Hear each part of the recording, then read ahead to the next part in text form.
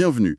Aujourd'hui, on va se pencher sur une histoire qui a captivé et frustré pas mal d'observateurs du football africain. Le parcours du Mali à la Coupe d'Afrique des Nations 2025. Oui, Nos sources sont assez riches, on a des articles d'avant-tournoi qui étaient pleins d'espoir, des analyses techniques, des stats très pointus sur l'élimination, et surtout, de longs entretiens avec le sélectionneur Tom Saintfiet, qui a dû s'expliquer après la défaite. c'est ça. Notre mission, c'est de comprendre la trajectoire des Aigles, comment une équipe portée par d'aussi grands espoirs, avec un entraîneur surnommé le faiseur de miracles, en est arrivé à cette élimination si douloureuse en quart face au grand rival sénégalais. C'est vraiment l'histoire d'une promesse qui s'est effritée. Ce qui est fascinant dans ce dossier, c'est la tension permanente entre les attentes et la réalité du terrain. L'histoire, c'est pas seulement une défaite sportive, c'est vraiment un choc des philosophies. Ah oui, On va voir comment le style très très particulier d'un entraîneur qui a brillamment réussi ailleurs s'est heurté frontalement à ce que beaucoup appellent l'ADN footballistique du Mali. C'est presque une tragédie grecque mais version foot. alors commençons par le début, parce que pour bien comprendre l'ampleur de la déception, il faut mesurer l'optimisme qu'il y avait avant la compétition. L'entraîneur belge Tom Saintfiet, il arrive à la tête du Mali en août 2024 avec une réputation en béton armé, quoi. Ah oui, complètement. C'est l'homme qui a mené la Gambie, une nation modeste, à ses 2 premières CAN, allant même en quart de finale en 2021. C'est un exploit monumental. Oui, et il faut se remettre dans le contexte de l'époque. La Gambie, avant lui, c'était une nation anonyme du foot africain. Il en a fait une équipe redoutée. Les scorpions très piquants, comme on les appelait. C'est vrai. Sa méthode, c'est de bâtir des forteresses, des équipes ultra organisées, disciplinées, très, très difficiles à battre. Du coup, quand il arrive au Mali, une nation qui regorge de talent, le calcul est simple pour beaucoup de gens. S'il a fait ça avec la Gambie, imaginez avec les Aigles. Et les premiers résultats lui donnent raison. Son bilan avant le tournoi est excellent. Sur 13 matchs, c'est 8 victoires, 4 nuls et une seule petite défaite. Il annonce d'ailleurs un objectif ambitieux mais qui semble réaliste, atteindre la demi-finale, La confiance est là. à son comble. Mais c'est là que la première fissure apparaît en fait, avant même le premier coup de sifflet du tournoi. La grande question que posent les analystes, c'est est-ce que cette approche pragmatique, voire minimaliste, est compatible avec le Mali? Hmm. On parle d'une nation connue pour son jeu technique, ses milieux créatifs. Ce n'est pas la Gambie. Le doute est là. Va-t-il adapter sa méthode ou forcer le talent malien à entrer dans sa méthode? C'est toute la clé du drame. Et la réponse, on l'a très vite sur le terrain. Le parcours du Mali dans cette CAN est, disons, pour le moins étrange. C'est un euphémisme. Les Aigles se qualifient pour les quarts de finale sans remporter une seule victoire dans le temps réglementaire. C'est du jamais vu. Une performance totalement inédite dans l'histoire de la compétition. En phase de poule, le bilan est simple. 3 matchs, 3 nuls. Et dès le premier match contre la Zambie, ça donne le ton. Score final 1-1. Mais le déroulé est symptomatique. Le Mali domine, obtient un penalty et le rate. Aïe. Et pire, alors qu'il mène 1-0, il concède l'égalisation à la 92e minute. C'est un premier signal de fragilité mentale, quoi. C'est fou parce qu'après cet avertissement, ils affrontent le Maroc, le grand favori. Et là, on s'attendrait à une réaction d'orgueil, mais c'est pas du tout ça, hein. Exactement. Le score final, 0-0, sur le papier, ça peut passer pour un bon résultat. Mais quand on regarde les données du match, c'est autre chose. Le Mali a à peine 30% de possession de balle, ils sont quasi inoffensifs. Donc une performance défensive avant tout. Oui, les sources parlent de performances solides, mais c'est surtout un refus de jouer. L'équipe a passé 90 minutes à subir, sans jamais chercher à prendre le contrôle. C'est la méthode Saint-Fiet dans toute sa caricature, presque. Et le tableau est complété par le dernier match contre les Comores, une équipe jugée plus faible, encore un 0-0. Là, pour le coup, ils ont le ballon. Ils ont le ballon, oui, mais c'est ce que les sources appellent une possession stérile. L'expression est forte, mais très juste. On voit des joueurs qui se font des passes latérales, qui prennent zéro risque, qui semblent paralysés. La peur de perdre, en fait. Obsédés par l'idée de ne pas perdre. C'est un football de survie. L'équipe avance, mais sans convaincre personne, et surtout sans marquer. Et puis arrive ce 8e de finale contre la Tunisie. Un match que toutes nos sources qualifient de miracle. Le miracle, oui. C'est le résumé parfait des paradoxes de cette équipe. Le Mali se retrouve à 10 contre 11 dès la 26e minute. On se dit que c'est fini. Et pourtant, non. Ils s'accrochent. Ils font preuve d'une solidarité, d'une abnégation incroyable. C'est vrai. Ils tiennent bon pendant plus de 100 minutes. Pire, ils sont menés au score, mais ils trouvent les ressources pour aller chercher un penalty à la 96e minute. Et ils égalisent. Le match va au tir au but et ils s'imposent. C'est un acte de bravoure. Complètement. Le héros absolu de ce match, c'est le gardien, Djigui Diarra, impérial. Il arrête 2 tirs au but. Son gaffe qualifie la prestation de ses joueurs d'héroïque. Et sur le courage, c'est indéniable. Mais est-ce que cet exploit ne cache pas la misère? C'est l'illustration parfaite des limites de cette stratégie. Ce succès a été un écran de fumée qui a masqué d'énormes lacunes. C'est-à-dire, Une statistique, une seule, est terrifiante. Sur 120 minutes de jeu, le Mali n'a cadré qu'un seul tir. Un seul. le penalty. Le penalty. La victoire repose donc entièrement sur une défense héroïque et un exploit individuel du gardien. Ce n'est pas une stratégie, c'est un ticket de loterie. Et ça, c'est pas viable sur le long terme. Et le long terme, pour eux, ça s'est arrêté brutalement au match suivant, contre le Sénégal, le grand rival. Là, toutes ces limites ont explosé au grand jour. On arrive donc au quart de finale, ce derby de l'Afrique de l'Ouest. En derby chargé d'histoire, avec une rivalité féroce, mais fraternelle. Le contexte est déjà pesant. Ah oui. Et les stats sont écrasantes. Avant ce match, en 40 confrontations, le Sénégal a gagné 19 fois contre seulement 8 pour le Mali. Il y a un ascendant psychologique. Et pour ce match crucial, Tom Saint-Fiet fait un choix tactique qui va faire couler beaucoup d'encre. C'est le moins qu'on puisse dire. Il opte pour une prudence extrême, un 4-5-1 très défensif. Et surtout, il laisse son joueur le plus créatif, la pépite Kamori Doumbia, sur le banc. Et ça, c'est un signal incroyablement fort. C'est un renoncement total au jeu avant même le coup d'envoi. L'idée, c'est de bétonner, quoi. De bétonner, bloquer le Sénégal et espérer un contre. Un miracle. Mais ce plan va voler en éclats en moins d'une mi-temps, à cause de 2 événements majeurs. Le premier tournant, c'est à la 27e minute. Sur un centre sénégalais qui semble anodin, le gardien Djigui Diarra, le héros du tour précédent, commet ce que la presse qualifie de « faute de main monumentale Le ballon, mouillé, lui glisse des gants, et Iliman Ndiaye, qui traînait par là, n'a plus qu'à le pousser au fond. 1-0 pour le Sénégal. ». L'impact psychologique a dû être terrible. Le sauveur devient le premier responsable. C'est dévastateur pour une équipe dont toute la stratégie repose sur son invulnérabilité, sur sa solidité. De voir son dernier rempart commettre une telle erreur, c'est un coup de poignard. Toute la confiance s'effondre en une seconde. Et comme si ça ne suffisait pas, le coup de grâce arrive juste avant la mi-temps. Le capitaine, Yves Bissouma, déjà averti, reçoit un second carton jaune pour une faute que son propre entraîneur jugera plus tard comme inutile. Et voilà, Le Mali se retrouve à 10 pour toute la seconde période. ces 2 moments, c'est des cas d'école. Ils cristallisent tout l'échec malien. L'erreur du gardien, c'est le symbole d'une base fragile, mais le Kabissouma, c'est encore plus profond. Ça symbolise la crise de leadership.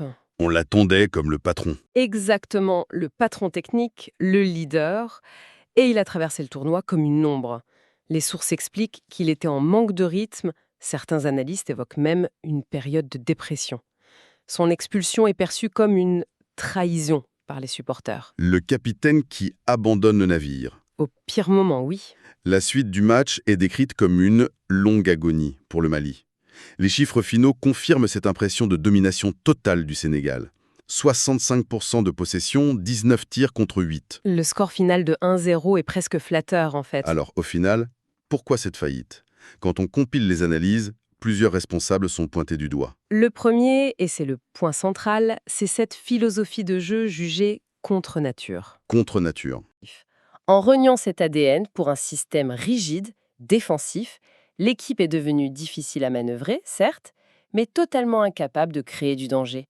C'est comme demander à des artistes peintres de construire un mur en briques. Ils peuvent le faire, mais c'est pas là où ils excellent. Ensuite, le coaching de Tom Saint-Fiet est directement mis en cause. Ses choix de joueurs, notamment. Oui, le fait d'écarter systématiquement les talents créatifs au profit de joueurs plus défensifs ou parfois hors de forme, comme Bissouma, c'est très critiqué. On lui reproche aussi son incapacité à réagir tactiquement quand son système ne fonctionnait pas. Et enfin, il y a un problème qui a plombé toute la compétition, l'indiscipline chronique. 3 cartons rouges en 5 matchs. 3 cartons rouges, Wayo Koulibaly, Amadou Haïdara et Yves Bissouma. À ce niveau, ce n'est plus un accident, c'est le symptôme d'une énorme frustration, d'une perte de contrôle. Une de nos sources fait une comparaison très parlante avec la CAN 2023. Et le constat est sans appel. Oui, en 2023, le Mali a atteint le même stade, les quarts de finale. Mais la manière était radicalement différente. En 2023, l'équipe gagnait des matchs, marquait des buts, montrait du panache. En 2025, elle a survécu. C'est une immense régression, masquée par un résultat en apparence similaire. Face à cette avalanche de critiques, le sélectionneur a tenté de se défendre, bien sûr. Dans ses interviews, sa ligne est claire. D'abord, il protège ses joueurs, qu'il qualifie de héros. Ensuite, il évoque la malchance, les cartons rouges. Il justifie aussi ses choix tactiques en affirmant que jouer de manière naïve et ouverte contre le Sénégal aurait été suicidaire. Il pointe aussi des facteurs externes, comme le manque de temps de préparation. Il se plaint que la FIFA n'a libéré les joueurs qu'une semaine avant, ce qu'il juge catastrophique. Est-ce que cet argument est recevable? Il est recevable dans l'absolu, mais il ne convainc pas. Pourquoi? Parce que cette contrainte était la même pour tout le monde. Le Sénégal, le Maroc, tous ont eu les mêmes temps de préparation, donc ça ne tient pas vraiment. D'ailleurs, les termes utilisés dans les sources sont très, très forts. On parle de tournois tragiques, de la pire performance émotionnelle de l'histoire récente du Mali. Un journaliste qualifie même le style de jeu d'avomir. C'est violent. C'est très violent. L'accusation la plus grave, c'est qu'il aurait saboté une génération dorée, avec un football minimaliste et frileux. Au final, l'élimination du Mali à la CAN 2025 apparaît vraiment comme la chronique d'un échec annoncé. En choisissant ce pragmatisme frileux et en reniant de son identité de jeu, l'équipe a semblé se battre contre elle-même avant même d'affronter ses adversaires. Exactement. La défaite contre le Sénégal, avec ses erreurs et son indiscipline, c'est juste la conclusion logique d'un tournoi où les Aigles ont surtout cherché à ne pas perdre plutôt qu'à oser gagner. Et ça soulève une question qui va bien au-delà du cas malien, en fait. Les sources notent que le Sénégal, qui finira par remporter cette CAN, a montré ce qu'est une véritable puissance sportive. Un mélange de talent, d'organisation et surtout d'une maturité mentale exceptionnelle. La capacité à gérer la pression, C'est cette solidité psychologique qui a totalement fait défaut au Mali. c'est une excellente conclusion. Et ça nous amène à une réflexion pour la suite, je crois. Au-delà des schémas tactiques, l'échec du Mali ne révèle-t-il pas un défi plus profond pour beaucoup de nations africaines pétries de talent? La question n'est peut-être plus seulement comment bien jouer au foot, mais plutôt comment construire cette culture de la gagne, cette stabilité émotionnelle qui permet de transformer un potentiel brut en succès durable. Le talent ne suffit plus. Non, le talent ne suffit plus. La prochaine frontière est peut-être dans la tête. Le Mali, sa génération dorée. Des joueurs de ouf qui brillent dans les plus grands clubs d'Europe. Tout le monde les voyait aller loin à la Coupe d'Afrique. L'objectif, c'était clair, la victoire. Et pourtant, patatras. Le rêve s'est arrêté net en quart de finale. Et ce qu'on va décortiquer ensemble, c'est que ce n'était pas juste un coup de malchance. Non, non. C'était plutôt, on va dire, la conclusion logique d'une campagne qui portait en elle les graines de sa propre défaite. Le moment fatidique, 9 janvier 2026. Le Mali est éliminé. Un petit but, 1-0 contre le Sénégal, le grand rival. Et là, pour les Aigles, c'est pas juste la fin du tournoi, hein. C'est le début d'une remise en question, et d'une sacrée. Et c'est là qu'on entend cette phrase, partout, la chronique d'un échec annoncé. C'est comme ça que les spécialistes ont résumé le truc. Et franchement, ça dit tout. Ça veut dire que cette défaite, eh bien, personne n'a vraiment été surpris. C'était juste la fin logique d'un parcours, disons, semé d'embûches et de mauvais choix. Du coup, la question que tout le monde se pose, elle est simple. Comment une équipe aussi bourrée de talent a-t-elle pu s'écrouler comme ça? C'est ce qu'on va essayer de comprendre, on va plonger dans le vif du sujet. Alors, pour bien piger ce qui s'est passé, il faut vraiment voir les choses différemment. Cette défaite, ce n'est pas juste un accident de parcours. C'est le symptôme d'un problème bien plus profond, qui était là bien avant ce dernier match. Voilà, ce revers ne doit pas être interprété comme un simple fait de jeu ou le fruit d'une malchance ponctuelle. C'est ça, la clé de tout. Ça nous force à creuser plus loin que le score final. On doit aller chercher les vraies raisons, dans la tactique, dans le mental, dans l'organisation même de cette équipe. Et d'ailleurs, le problème, il a commencé bien avant le coup d'envoi. Il suffit de jeter un œil à l'historique des matchs contre le Sénégal. Les chiffres parlent d'eux-mêmes. 19 victoires pour le Sénégal, seulement 8 pour le Mali. C'est plus du double. Forcément, les Lions sont arrivés avec un avantage psychologique monstre. Mais attention, ça n'explique pas tout, loin de là. Allez, on va faire un petit retour en arrière. On va regarder le parcours du Mali dans cette CAN. Parce que, bien avant le Sénégal, le chemin pour arriver en quart, eh bien, il n'était pas du tout rassurant. Tous les voyants étaient déjà au rouge, en fait. Et là, attention, c'est peut-être le truc le plus fou et le plus inquiétant. Le Mali est arrivé en quart de finale sans gagner un seul match dans le temps réglementaire.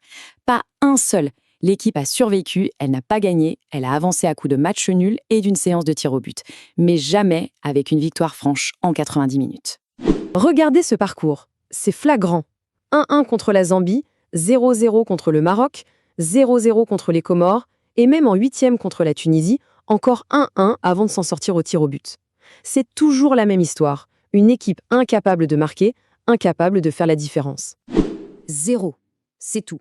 0 victoire en 90 minutes sur toute la compétition. C'est un chiffre qui fait mal, un chiffre brutal qui résume à lui seul la situation.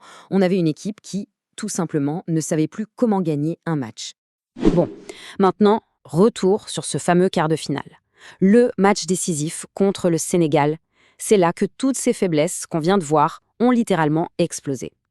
Le match, il a basculé en moins d'une mi-temps, sur 2 moments clés, 2 erreurs fatales. D'abord, à la 27e minute, le gardien, Djigui Diarra, qui était le héros du tournoi jusque-là, il fait une boulette qui offre le but au Sénégal, coup de massue. Et puis, juste avant la mi-temps, le coup de grâce. Le capitaine Yves Bissouma prend un 2e jaune, carton rouge, fin de l'histoire, ou presque. Et là, à 10 contre 11, les conséquences sont immédiates. Le Mali a été complètement submergé. Les chiffres sont sans pitié. 65% de possession pour le Sénégal, presque 20 tirs contre 8 et 8 tirs cadrés à 2. C'était une domination totale, une véritable agonie pour une équipe malienne qui ne pouvait plus rien faire. Ok, on a vu les erreurs, on a vu les stats. Mais ça, ce ne sont que les symptômes. Maintenant, il faut aller plus loin. Il faut diagnostiquer les vraies causes de cet échec. Et là, les analystes sont assez d'accord. Il y a 4 piliers, 4 causes profondes à cet échec. Primo, une philosophie de jeu contre nature, trop défensive, qui a complètement renié l'ADN du foot malien, ce jeu technique et créatif. Deuxio, un coaching qui a posé question, avec des choix tactiques et de joueurs, disons, discutables. Tertio, un manque de leadership, les cadres qui n'ont pas répondu présent dans les moments chauds. Et enfin, quatrièmement, une indiscipline généralisée qui a coûté beaucoup, beaucoup trop cher. Évidemment, après le match, le sélectionneur, Thomsen Fiet, s'est défendu. Il a dit « on n'a pas joué défensif ». Selon lui, l'équipe avait bien l'intention d'attaquer. Bon, c'est sa version des faits. Une version qui a eu un peu de mal à passer, on va dire. Parce que de l'autre côté, chez les analystes et les supporters, le son de cloche était radicalement différent.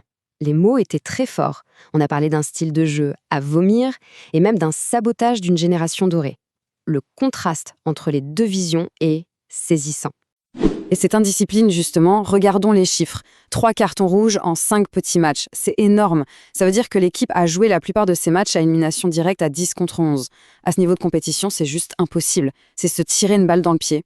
Bon, après tout ça, quelles sont les conséquences? Et surtout, quel avenir pour cette équipe malienne si talentueuse sur le papier? Ce tableau, il est très parlant. On pourrait se dire, bon, quart de finale en 2023, quart de finale en 2025, c'est pareil. Mais en fait, pas du tout. C'est une illusion. Quand on regarde dans le détail, tous les voyants sont au rouge. On est passé de 2 victoires à 0, de 6 buts marqués à 3, et la discipline, on en a déjà parlé. C'est une régression, une vraie. Et ce sentiment, il est parfaitement résumé par la réaction de ce supporter. Le Mali s'est saboté tout seul aujourd'hui. Tout est dit. C'est ce sentiment général que le pire ennemi du Mali, eh bien, c'était le Mali lui-même. Et on termine là-dessus, avec cette question qui reste en suspens. Une génération dorée peut-elle vraiment briller sans identité? Parce que cet échec, il nous rappelle une chose essentielle dans le sport. Le talent, ça ne suffit pas. Sans un projet de jeu clair, sans des leaders sur le terrain et sans un minimum de discipline, même la plus belle des générations risque de passer complètement à côté de son histoire.